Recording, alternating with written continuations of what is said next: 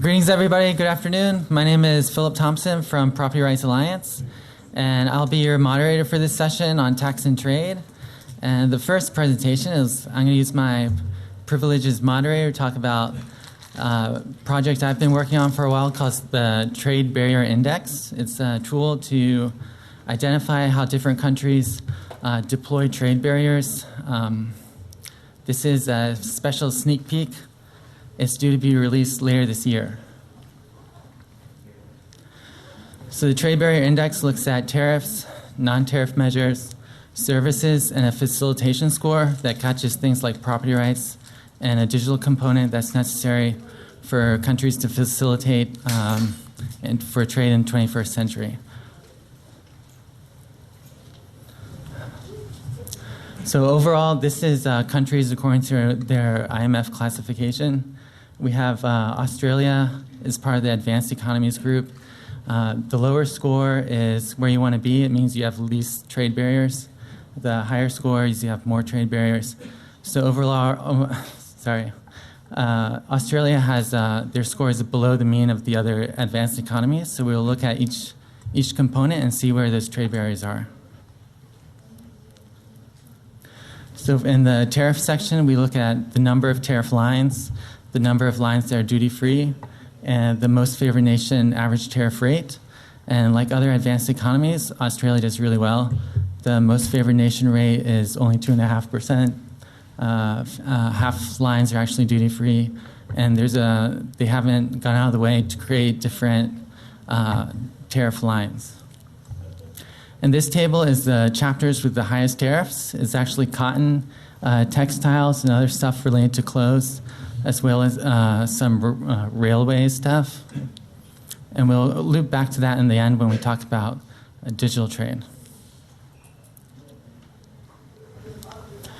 So next we have non-tariff measures. Non-tariff measures fall into these 7 different categories at the top. Contingent, quantity controls, SPS, export-related and pre-shipment. Australia does really bad in this category. You can see it's not at the front anymore. It's by these sub-Saharan Africa.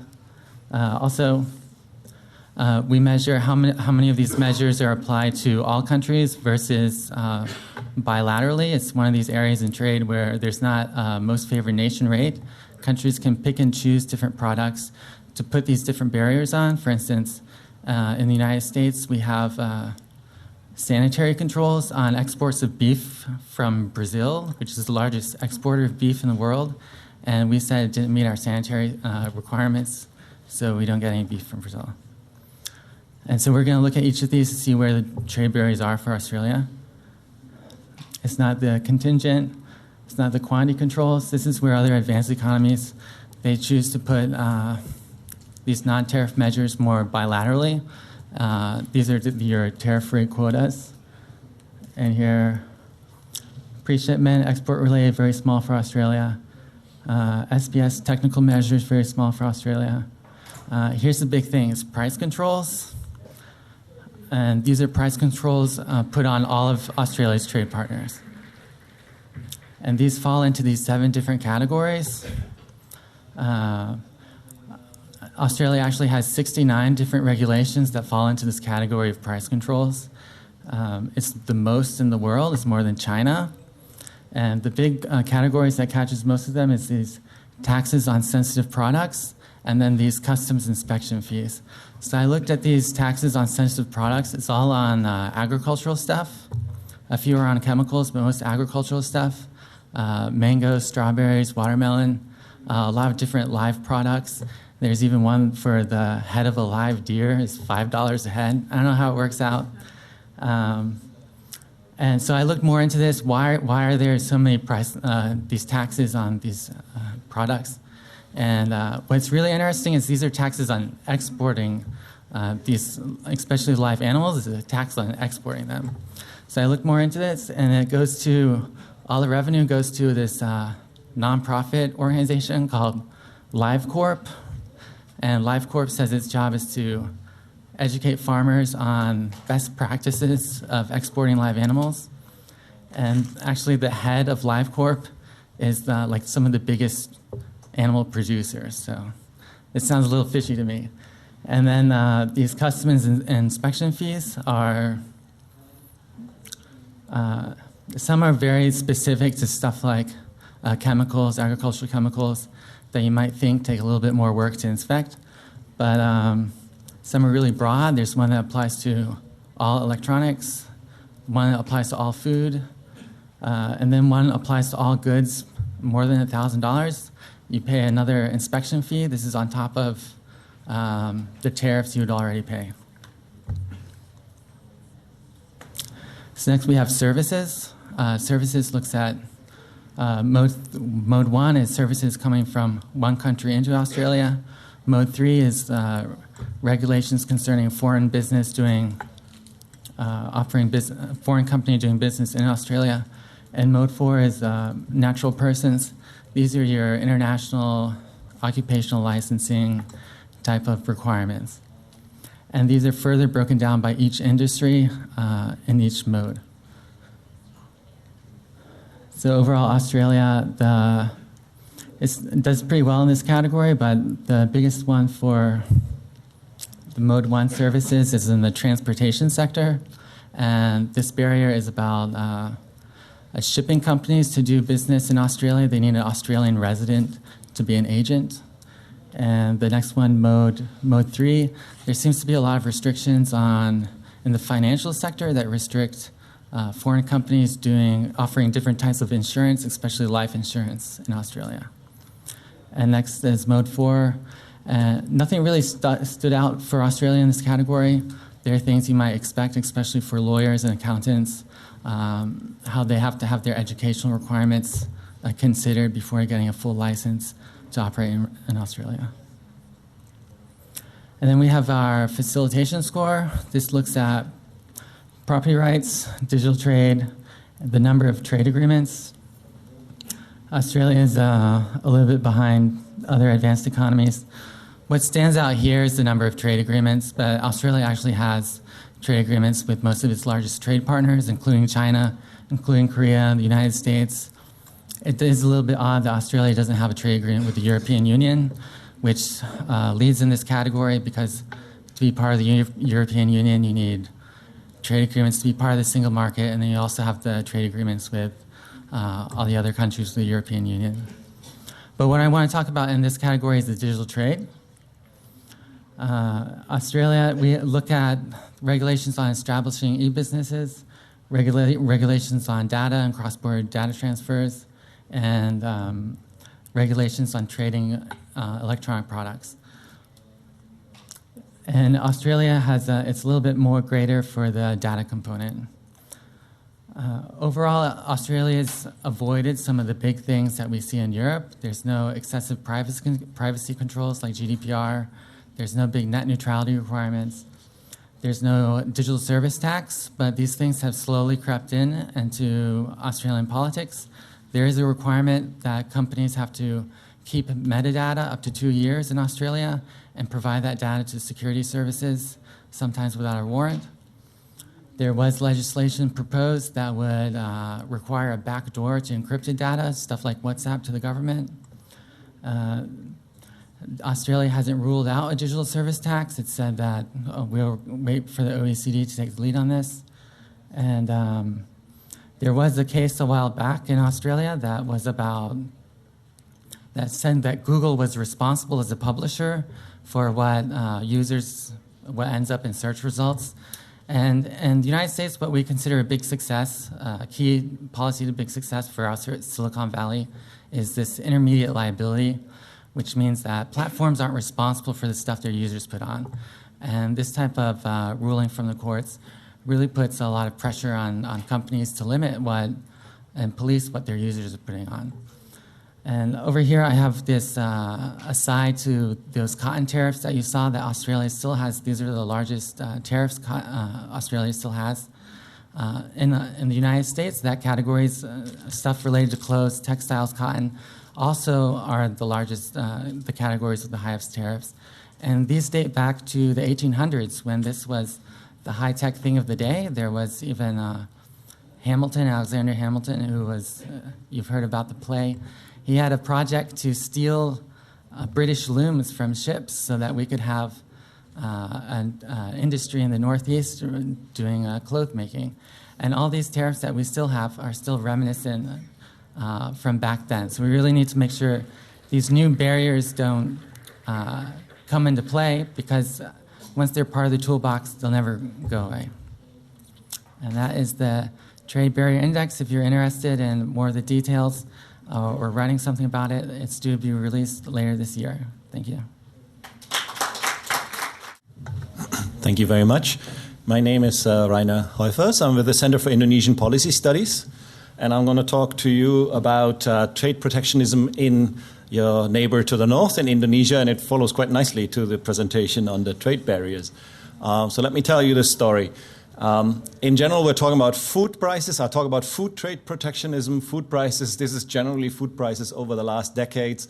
You can see the trend is downward. So those who believe food is getting scarce and we're going to have wars over this, it doesn't really seem to be that way.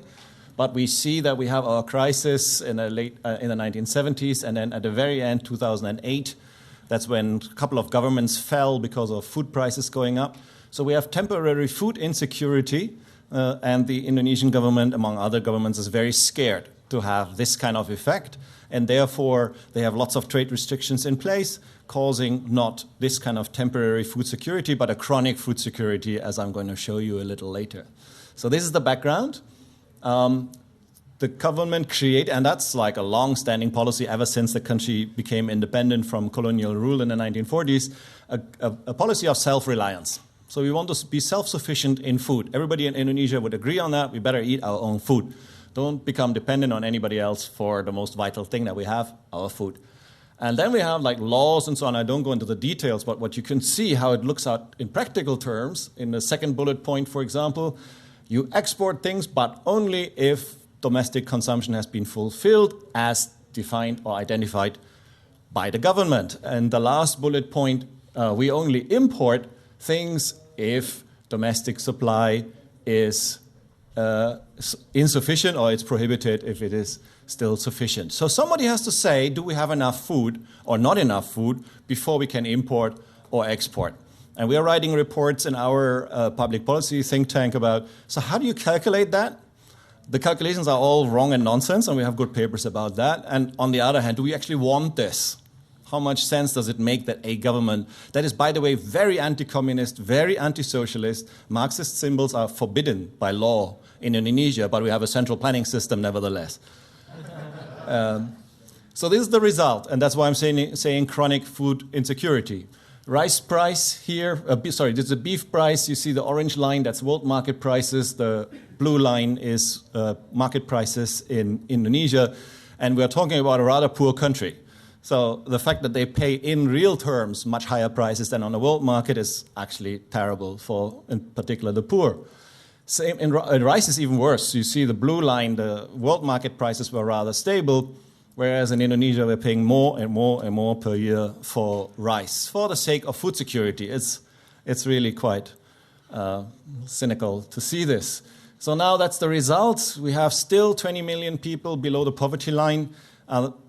That's actually, in a way, good news because it was much more, so the number is coming down, but still 20 million.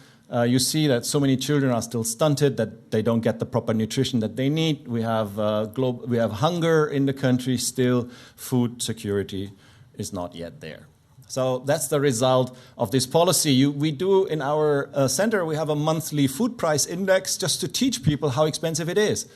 This is already a little older, from December 17, but you can see how in the comparison to other countries, food prices, rice is the most expensive in Indonesia compared to Singapore, Malaysia, and Thailand that are all more wealthy, in particular Singapore. And this is real prices. This is supermarket prices. There's not purchase power parity or anything. This is real prices. Beef is ridiculously expensive, spinach, etc., and so forth. So they are all the most expensive in comparison to countries that are much richer. So something is wrong, obviously, and it pulls down the consumption. You see that beef consumption in Indonesia is only 1.9 kilos per year, whereas other countries in the region, Vietnam, Malaysia, Philippines, they eat much more beef. Why? We did some experiments. We calculated the effects of prices on food consumption, and we saw, obviously, if people have less money, they eat more carbohydrates, they save on the proteins. The first protein that they would choose is chicken, if they can, or fish. But if they have a little bit more money, it goes into beef, which they can't do because it's too expensive. This is the amount of stunting. You see the dark-colored ones are the provinces in Indonesia that are mostly affected by stunted growth, which is an acknowledged problem. And everybody talks about how the parents don't know how to feed their children. And we're saying, don't blame it on the parents. If the parents were able to afford beef, they would give the kids not just a noodle soup, but a beef noodle soup. And that would have a big difference on the child.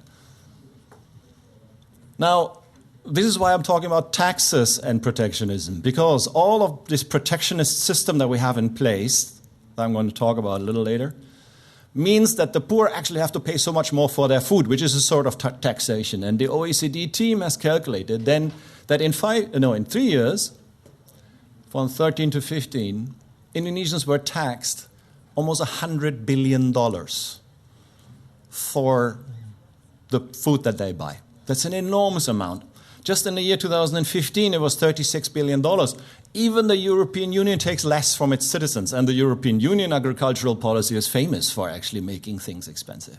So it's a real drama over there with real consequences on the poor. Nevertheless, it's not working. You see the darker orange column on the bottom. These are the imports. So there are lots of imports needed. It just doesn't work. There is no food self-sufficiency. It's a myth that's not working, and every year it needs to be imported. But in order to import, you need an interministerial meeting that discusses between economics ministry, trade ministry, agriculture ministry. They all have to agree on a certain amount of beef that needs to be imported before the licenses are being given out, etc., and so forth. But Marxist symbols are forbidden. And then, first thing that was in place, of course, quota. We need 1 million tons, so we give 10% quota to you and another 10% to you. They thought it was a good system until the people went to jail because there was so much corruption in this system, which is a breeding ground for corruption. So we had what we call Beefgate.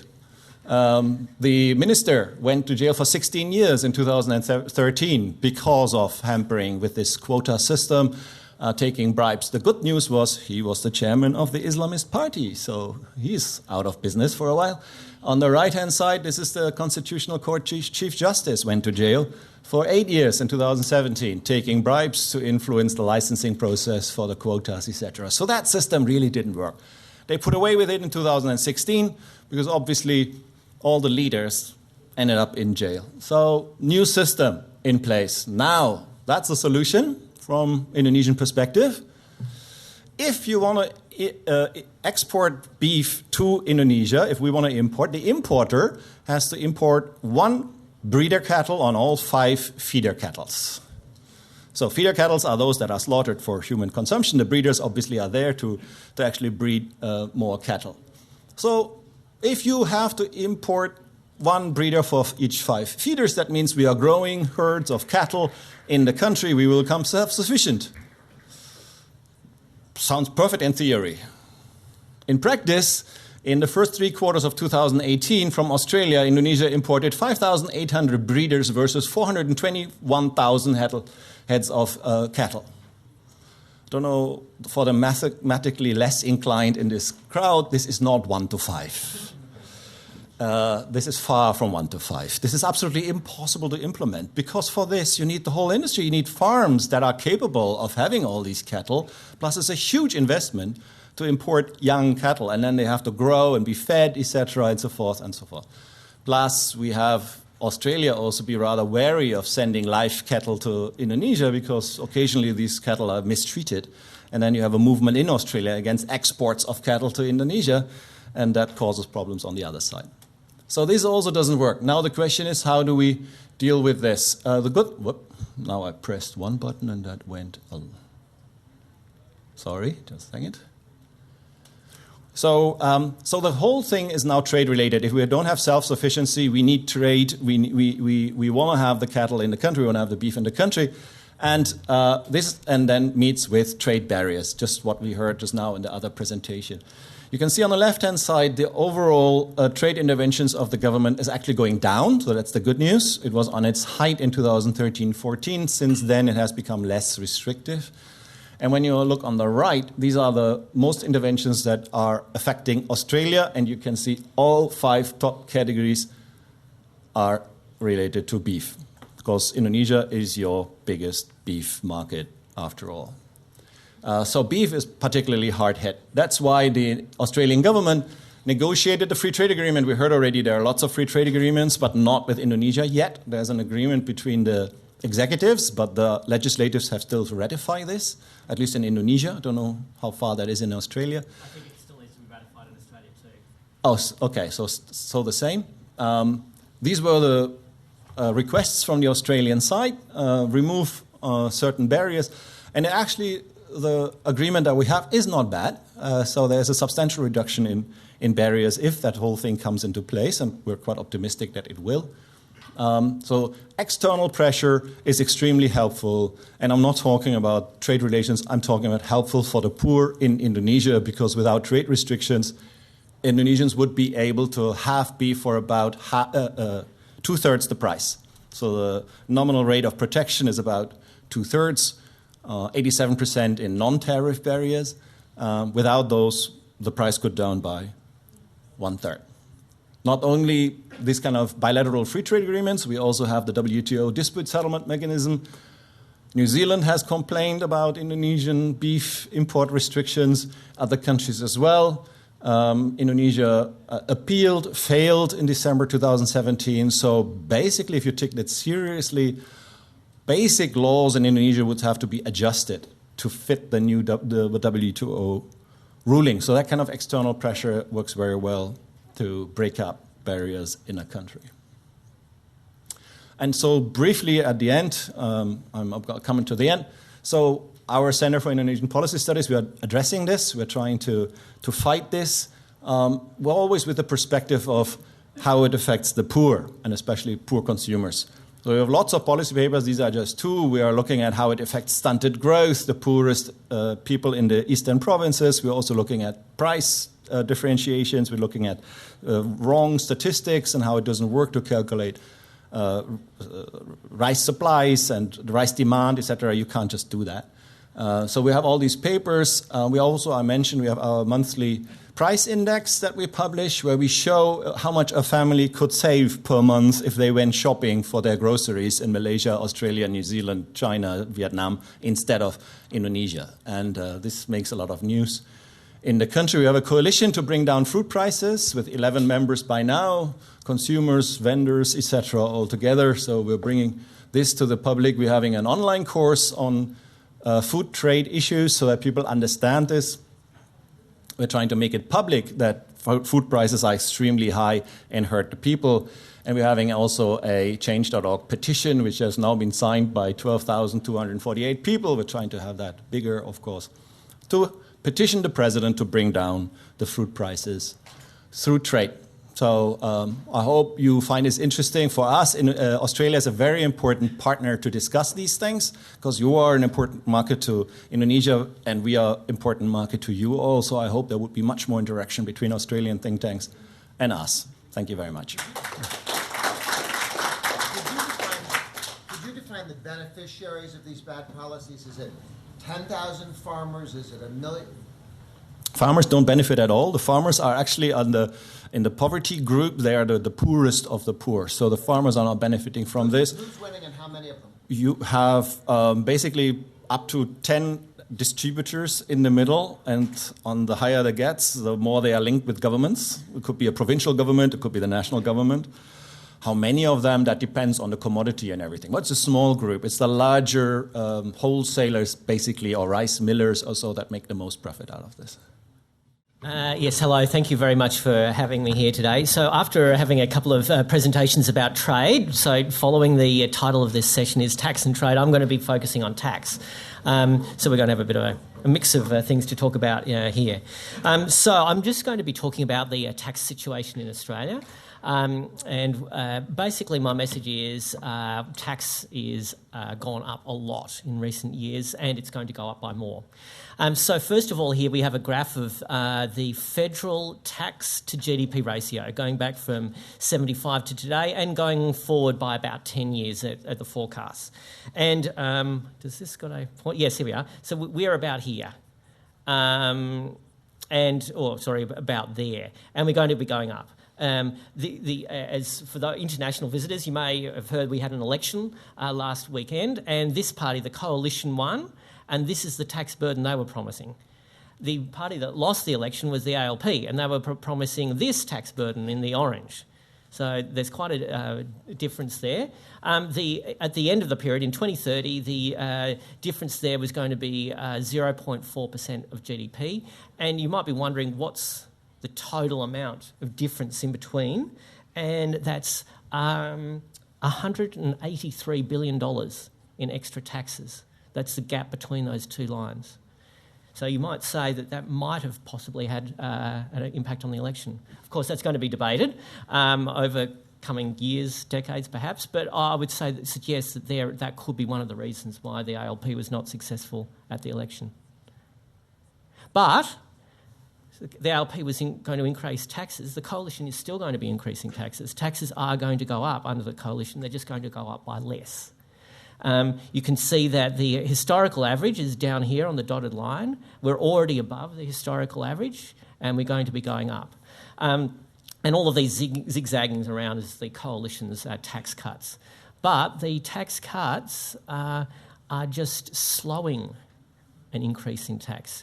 You might be wondering where the tax increases are coming from. Basically down here, we had the global financial crisis, massive fall in tax revenue. So some of that was a recovery from the global financial crisis, but most of it is from bracket creep. And for those of you who aren't aware of it, what it is, it's an automatic increase in personal taxes because tax thresholds are not indexed to inflation. If they were indexed to inflation, you'd see the tax to GDP ratio staying constant or perhaps going up only slightly. As it is, my calculations are that bracket creep adds about 0.25% to tax every year, and that's cumulative. So it's 0.25% the first year, then 0.5%, then 0.75%, then 1%, then 1.25%, etc., etc. The tax to GDP ratio goes up and up and up if nothing is done. So the coalition has made a commitment that the tax to GDP ratio will be at or below 23.9%. The ALP, in its election platform, it didn't actually make a commitment, or what you might call more of an assumption, that the tax to GDP ratio will be capped at 24.3%, which, by the way, is the highest level on record. So there you go. That's the history, the recent history, and the forecast for tax in Australia. But you think, oh, okay, that's a bit of an increase there. That's a bit of an increase there. But let's have a look at it in the history. So this is a document from the Henry Tax Review, which was released in 2009. Showing the taxes in Australia in historical context, going back to 1903, so a bit over 100 years worth. And the numbers we are talking about, the numbers we're talking about are just sort of tiny bits at the top here. The actual big increase is over the century level. And you can see that World War II was basically the biggest tax increase, but there have been a lot of other peacetime increases. And the dips you see are generally in recessions. But as per the previous slide, tax recovers reasonably quickly after recessions. But then you have peacetime and non-recessionary tax increases, and you never seem to reverse them. So how does Australia compare against our other relevant countries? So I've got here Australia compared against the other developed countries, technically the members of the OECD. That's what I've got here. And I'm using IMF data, which I'll come to in a sec. So Australia is fairly substantially above the weighted average. Here, the orange line is the weighted average. The dotted line is the unweighted average, but the orange line, I would argue, is the more important one, because the unweighted average gives the same weight to Iceland and to the United States, whereas the weighted average gives appropriately weights the country based upon their GDP. So anyway, the weighted average is down here at 22.7. Australia is up at 27.2. That's quite a significant difference. It's 4.5% of GDP, which in today's money is $85 billion. That's the difference here, $85 billion. And I should point out, you'll see other data. This one is for all levels of government, what's called the general government sector, and it's based upon IMF data. There are other types of data that you will see out there. What you often hear is the OECD data talked about, and the OECD data has Australia below the average. Now, why is that? And the answer is because it's fairly technical, but so bear with me for a minute. But it's about the treatment of Australia's super guarantee. In almost every other developed country, they have social security charges, and they treat it as taxes. But in Australia, our super guarantee is not in the OECD data, but it is in the IMF data. So just to explain this, the superannuation guarantee is money that comes from employers to pay for your retirement. In other countries, the money still comes from employers and employees to pay for your retirement. It's just that what happens is in other countries it goes into a big bucket. In Australia, it doesn't go into a big bucket. It goes into an individual account where you have some degree of property rights over it. And so the OECD says that's not treated as a tax, whereas the same thing in other countries is treated as a tax. The IMF, however, treats them the same. It says the super guarantee and the social security contributions in other countries are treated the same. So that's why you see that number for the IMF data, but you don't see it in the OECD data. Apologies for having to get technical, but that one's really quite important. And you will see a lot of supporters of big government arguing that Australia is a low taxing country, and it is really only for that reason. And that's the data for 2017. What's it look like over the past decade or so? And the answer is about the same. Numbers bump around, but Australia is, for the whole of this period, been noticeably above the weighted average. And I've just put in a couple of other countries there. As you'd expect, some of the Scandinavian countries are up the top there. But it's not an aberration. It's not just only in 2017. In every year we see that Australia is above that weighted average. So I might just talk briefly about a couple of the most important tax areas of tax revenue. First of all, we've got company tax rate.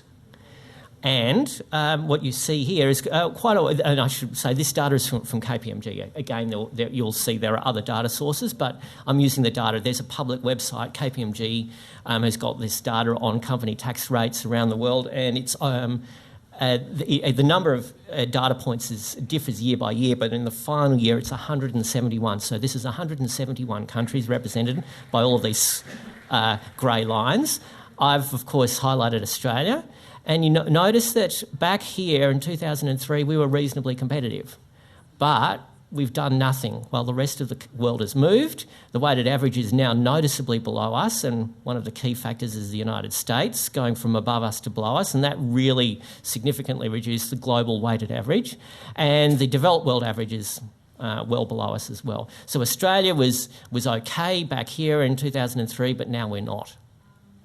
And that's not the only measure. There are all sorts of other measures which I won't put up in graphs, but we've also got revenue. Company tax revenue as a share of GDP is one of the highest in the developed world, and the effective tax rate in Australia is one of the highest.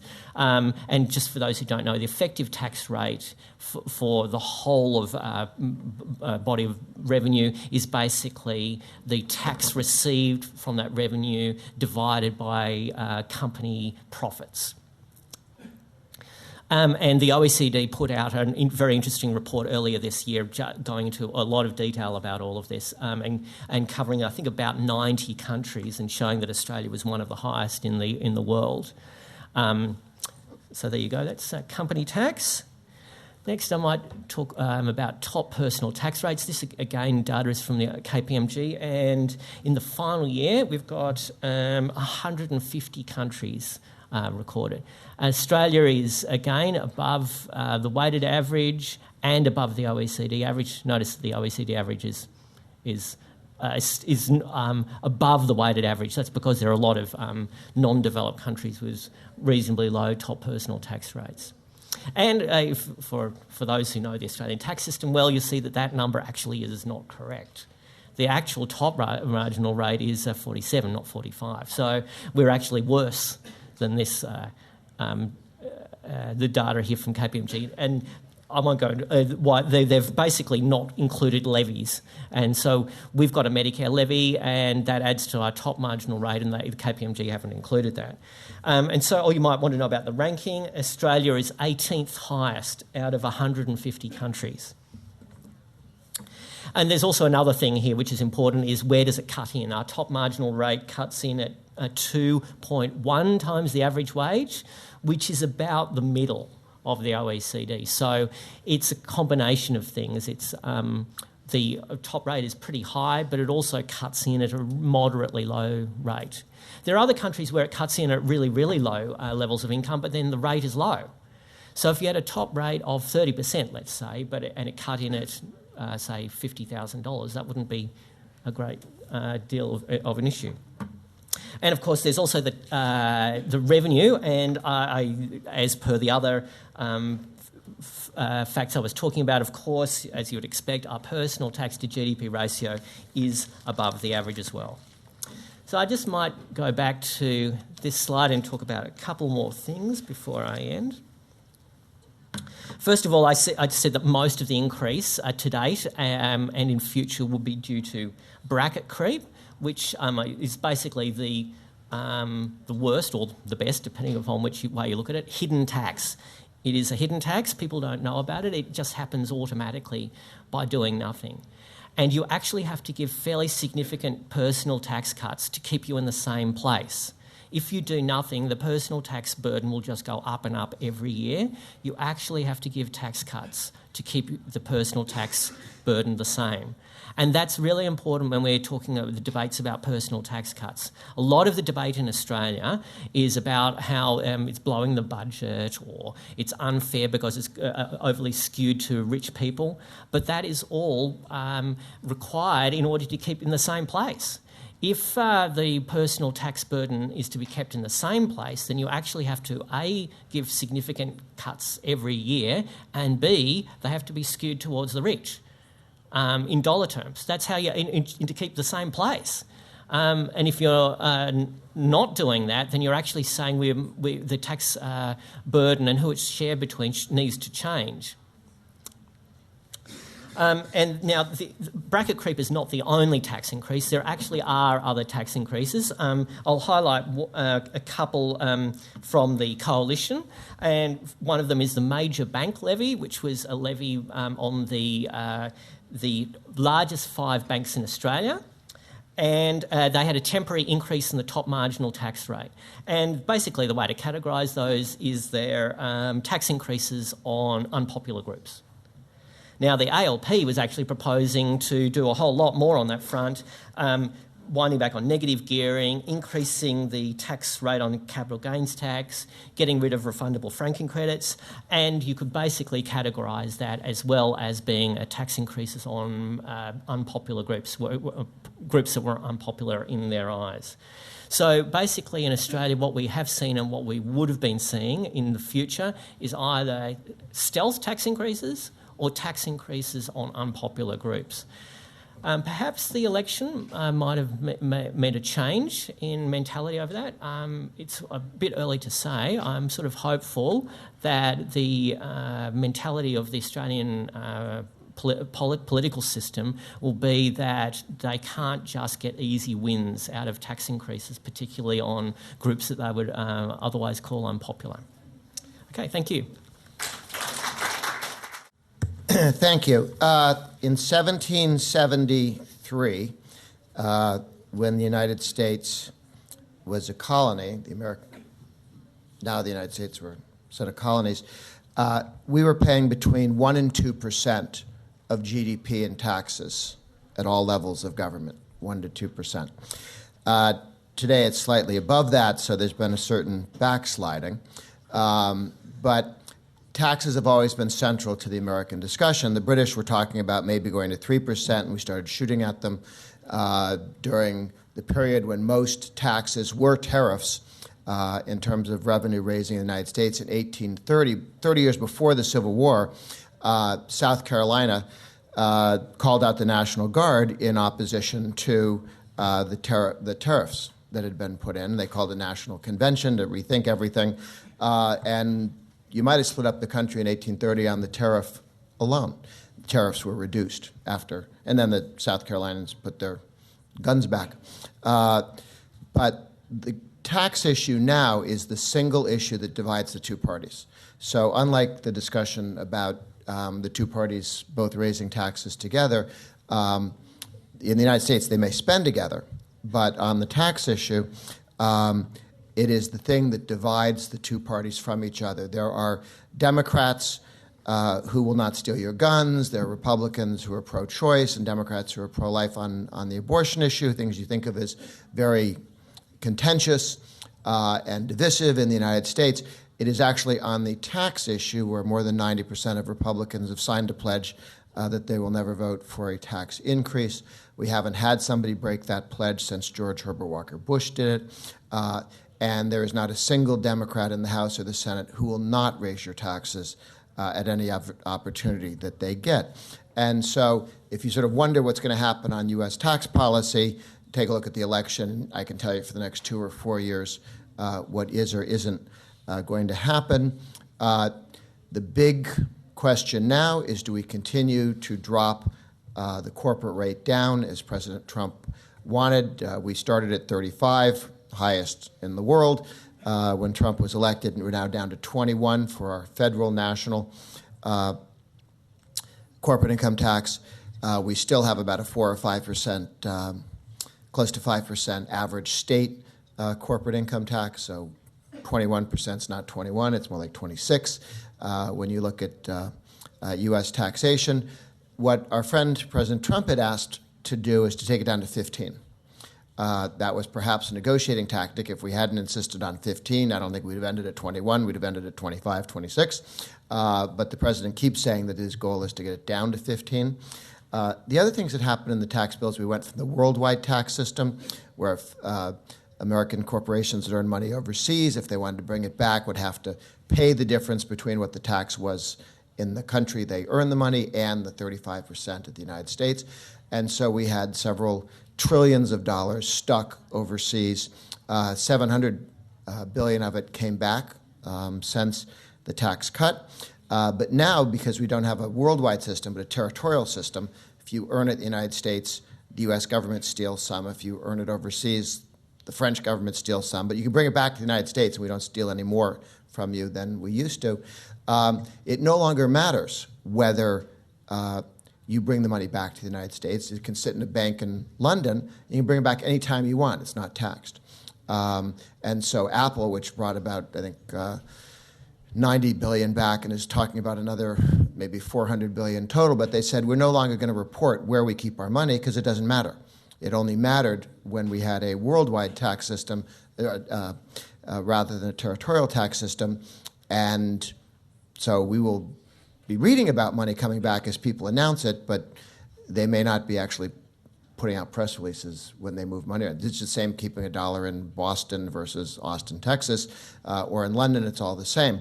The other kind of interesting thing that we did and watched for American tax policies, there are 50 states, and they engage in tax competition in a way that European nations are trying to avoid engaging in that kind of competition. And 9 states have no personal income taxes, and those are the states people move to. We do keep IRS data and census data, and so you can see not only how many people move from Ohio to Florida every year, from California to Texas or California to Nevada, high income tax states to zero income tax states, but the government can tell you how much their income moved. And so billions of dollars of income move to Florida on a regular basis. And one of the reasons Florida keeps growing and the government down there keeps growing is lots of people with lots of income move to Florida. They only pay sales taxes, not property tax, not income taxes. But California and New York and New Jersey and Connecticut are losing high income earners to zero income tax states, and they're losing revenue, and the states they move to are gaining it. There's something called SALT, state and local taxation. State and local taxes were deductible, 100% deductible until this most recent tax bill.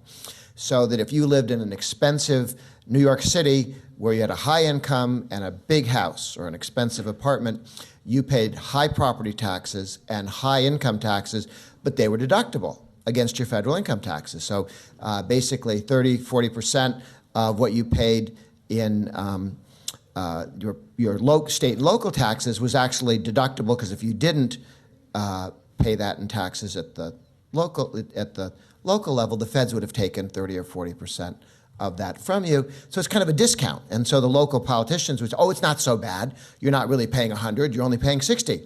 Well, 60 more than perhaps you wanted to spend. But that was largely eliminated. You can deduct $10,000 each year in state and local taxes, but after that, nothing. And this is something that's going to raise both quite a bit of money, but it also makes it very painful to live in to be a rich person in a high income tax, high property tax state. They like to blame the Republicans in Washington for this dirty trick, and you saw the governor of New York screaming at the people leaving. It sounded like an East German border guard who just missed. You people are, you Florida, you're stealing the people we own, right? Our Fugitive Slave Act. These people flow south away from the northern tax collectors. This is actually having a big impact, but as I try and explain slowly and loudly, because it helps, to my liberal friends who live in these incompetently governed cities and corruptly governed states, which is why you get the high income taxes and the high property taxes, we're doing you a huge favor, because now when California and New York want to raise your taxes, they have to look at everybody in the state and say, you're paying for all of this. None of this is being paid for by people from Kentucky or Iowa. It's all being paid by you. It's going to be expensive, but it's a really great idea because, and it's going to be much more difficult for these high tax states to continue their high income taxes and high property states. They may not cut them right away, but what they're not going to do over the next 10 years is be increasing them the way they had planned to be doing so. So we've actually done all these people a very big favor, and we're all expecting thank you notes as a result. We also took a 20% deduction exemption from what small businesses pay in terms of their income, what they have to pay taxes on, because a lot of smaller businesses, maybe 10, 11 million in the United States, pay their taxes not through a corporate structure, but through their personal income taxes. So they started some small business in their basement or with a little store, but they just did it out of their own income tax. And so they took their income and paid personal income taxes to the government, not corporate income taxes, which means you could have a 40% tax on your small business as opposed to now 21% on a corporate level. And we took this down 20%. The small business lobby in the United States says it really has to go to 25%, or we're not being fairly evenly treated. But it is hollowing out the amount of money that comes from the highest personal income tax rates. And one of the reasons this is important is that if 3/4 of all the money that gets raised by the top income tax rate for individuals in the United States is actually business income. It's not your wages. And as we take that money out by having the lower special rate for business income inside your personal income tax, we hollow out how much money the government gets with a 35% top rate. And so when someday we get, assuming we keep winning some elections, we collapse the 35 down towards 25 and try and get towards a single rate, there's just not going to be that much income for the government to lose. It'll be easier to accomplish that. Now, if the Republicans can capture the House again and reelect Trump, you'll see a drive to go to 15% corporate income. You will see an effort to continue to drop the personal income tax rates. You will certainly see expensing continued and effort to make that permanent. On the other side, if the Democrats get control, they will want to have an energy tax, a carbon tax. Both of these are value-added taxes on training wheels. The goal of the left in the United States for some time is to get a VAT. We want a 20% VAT like Sweden and the European Union have, because they've realized they cannot raise enough money to run a proper social democratic welfare state with just the income tax. They've had an income tax at 90%, they've had it at 28%. They're just not getting the cash that they want out of rich people, and they can't do an income tax that high on middle-income people, so they want the Swedish Denmark thing, which is you have a high tax rate and you point to everybody and say, look, we've got a high tax rate on rich people, while what you really do is scooping the guts out of the middle class with 20% value-added tax or carbon tax or whatever they want to call it.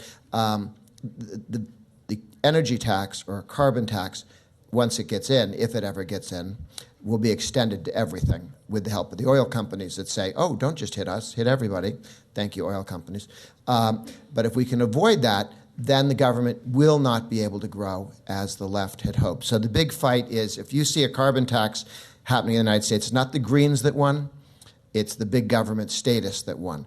They need a carbon tax to turn it into a value-added tax to turn the United States into a European social welfare state, where the middle class is paying 10-15% more in sales taxes than they do in the United States, and 10 or 15% more in income taxes than they do in the United States. All the time they're going over here going, no, we're going to have high taxes on rich people here.